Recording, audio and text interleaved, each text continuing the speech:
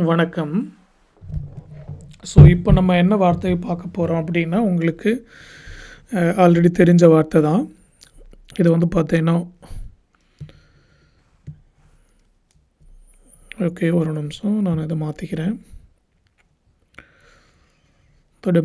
வார்த்தைக்கு வந்து பார்த்தீங்கன்னா OATH, ஓத். இதை ஓத் அப்படின்னு சொல்லுவாங்க.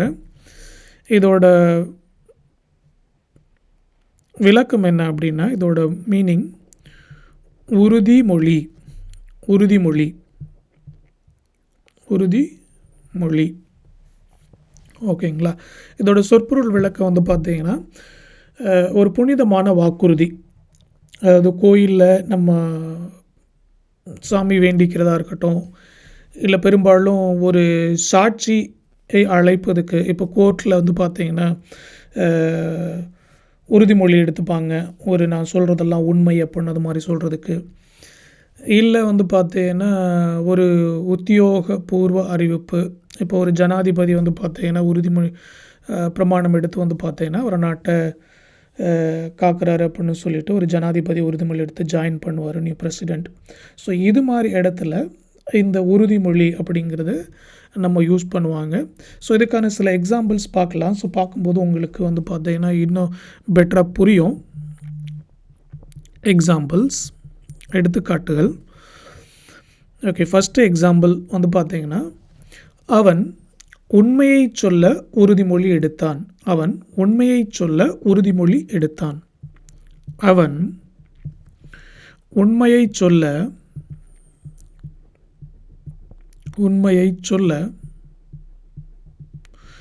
உறுதிமொழி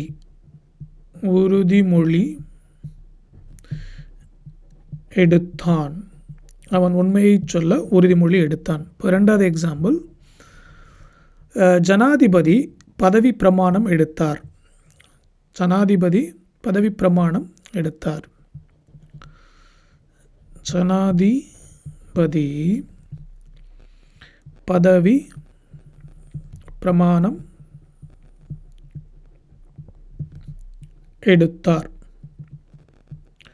ஜனாதிபதி பதவி பிரமாணம் எடுத்தார். அதுக்கப்புறம் மூணாவது எக்ஸாம்பிள், உறுதிமொழியை மீறுவது ஒரு கடுமையான விடயம். உறுதிமொழியை மீறுவது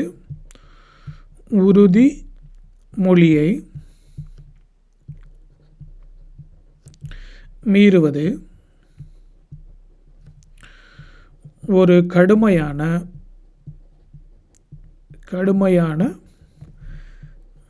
விடயம். கடுமையான விடயம். ஓகேங்களா.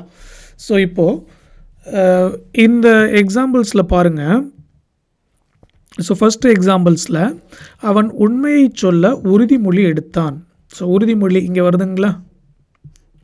உறுதிமொழி எடுத்தான். ஜனாதிபதி பதவி பிரமாணம் எடுத்தார். ஸோ இந்த இடத்துல உறுதிமொழி அப்படிங்கிறது எதையும் இங்கே வரலை. ஸோ அதுக்கு பதிலாக வந்து பார்த்தீங்கன்னா இங்கே ஜனாதிபதி பதவி பிரமாணத்தை தான் வந்து பார்த்தீங்கன்னா உறுதிமொழியை நம்ம வச்சுக்கலாம். ஓகேங்களா. ஸோ மூணாவது எக்ஸாம்பிள்ஸில் ஃபஸ்ட்டே நம்மளுக்கு வந்துருச்சு உறுதிமொழி அப்படிங்கிறது ஓத். ஓகே, ஸோ இப்போ நம்ம இதுக்கான எக்ஸாம்பிள்ஸை இங்கிலீஷில் எப்படி என்ன பார்க்கலாம். ஸோ ஃபஸ்ட்டு எக்ஸாம்பிள்ஸ், அவன் உண்மையை சொல்ல உறுதிமொழி எடுத்தான். அவன் உண்மையை சொல்ல உறுதிமொழி எடுத்தான். He took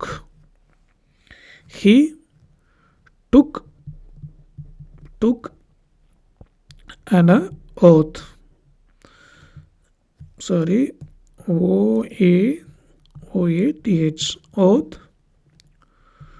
to tell the truth. He took an oath to tell the truth. அவன் உண்மையை சொல்ல உறுதிமொழி எடுத்தான். ரெண்டாவது எக்ஸாம்பிள் எடுத்துக்கலாம். ஜனாதிபதி அப்படிங்கிறது president. The president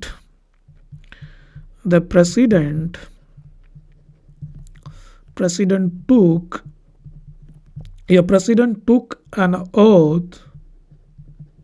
So president took an oath of office. ஜனாதிபதி பதவி பிரமாணம் எடுத்தார். The president took an oath of office. Okay. So 3வது எக்ஸாம்பிள், உறுதிமொழி மீறுவது கடுமையான விடயம். உறுதிமொழியை மீறுவது கடினமான விடயம். அதை எப்படி சொல்லணும்னா, so breaking an oath. So இங்கே பாருங்கள், இந்த ஓத்துக்கு முன்னாடி நம்ம ஆன் போடுறோம்.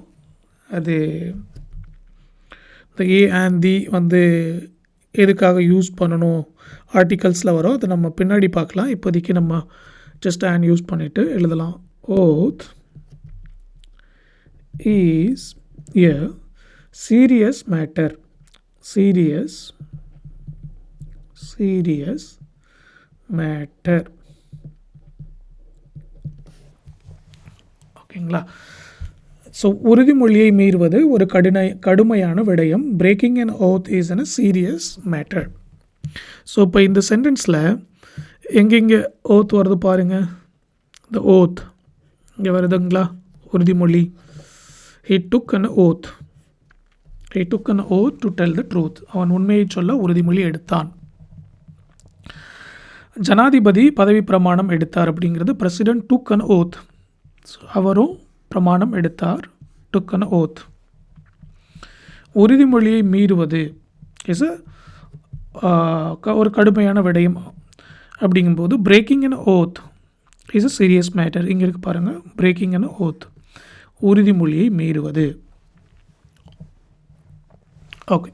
ஸோ இப்போது உங்களுக்கு ஓத் அப்படிங்கிற சொல்லோட சொற்பொருள் விளக்கமும் அதோட எடுத்துக்காட்டுகளும்